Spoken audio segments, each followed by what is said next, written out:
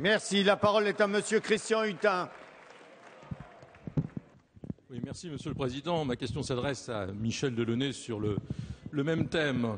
En février 2011, le président Sarkozy annonçait, on ne peut pas lui en vouloir, le risque que courait notre pays avec le vieillissement de sa population. En même temps, il annonçait également la dernière réforme, le dernier chantier social de son quinquennat, c'était la réforme sur l'indépendance. Alors je ne vais pas critiquer ce chantier, bien évidemment, puisque de chantier, il n'y en eut point. Il n'y en eut point aux grandes dames, et Marisol Touraine le rappelait, des assureurs privés, aux grandes dames des assureurs privés. Vous avez tort de tonner, parce que ce chantier que nous allons réaliser intéresse tout le monde, intéresse l'ensemble des citoyens français, tous ceux qui nous regardent, nous intéresse aussi nos proches, nos familles. La moyenne d'âge de cet hémicycle, c'est 54 ans, ça nous intéresse également. C'est un défi, un vrai défi qui est à mener. Ce défi, c'est le défi d'une nation qui doit être éthique, qui doit être morale. Je me permets de rappeler que la manière, l'aune à laquelle nous traitons nos anciens, c'est comme ça qu'on voit si une nation est quelque chose d'extraordinaire ou pas extraordinaire. C'est tout simplement ça, c'est éthique et morale.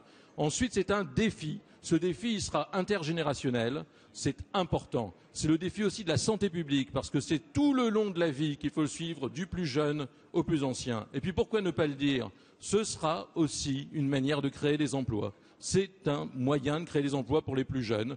On peut le dire, nos anciens créeront des emplois pour les plus jeunes. Alors il y avait une chanson de Jacques Brel, j'entendais notre collègue Bertrand, en 1963. Moi, en 1963, j'avais 2 ans.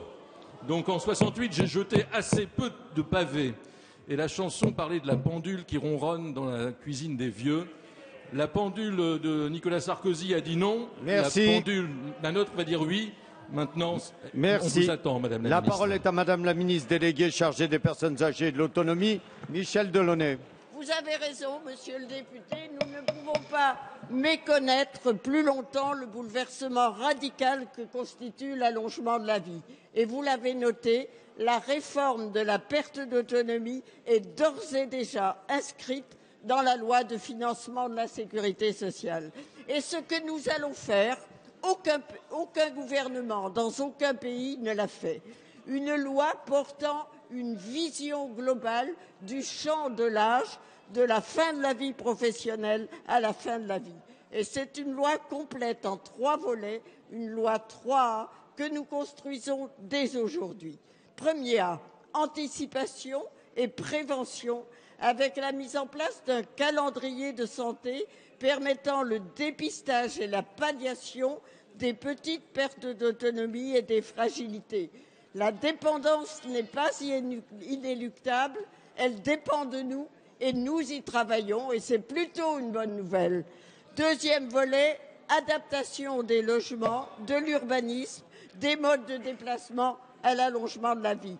Troisième volet, accompagnement des âgés qui en ont besoin, par l'aide à domicile, pour laquelle nous débloquons aujourd'hui même 50 millions d'euros, diminution du reste à charge en établissement qui plombe trop souvent le budget des familles et renforcement du personnel en établissement pour lequel aujourd'hui aussi nous débloquons 147 millions d'euros. C'est, monsieur le député, une grande cause pour notre gouvernement que la cause de l'âge. Plus n'est besoin d'épiloguer sur les 5 années de promesses et d'annonces du gouvernement précédent qui n'ont abouti qu'à la décision de ne rien faire du tout. Nous sommes au travail et nous vous en donnons les preuves.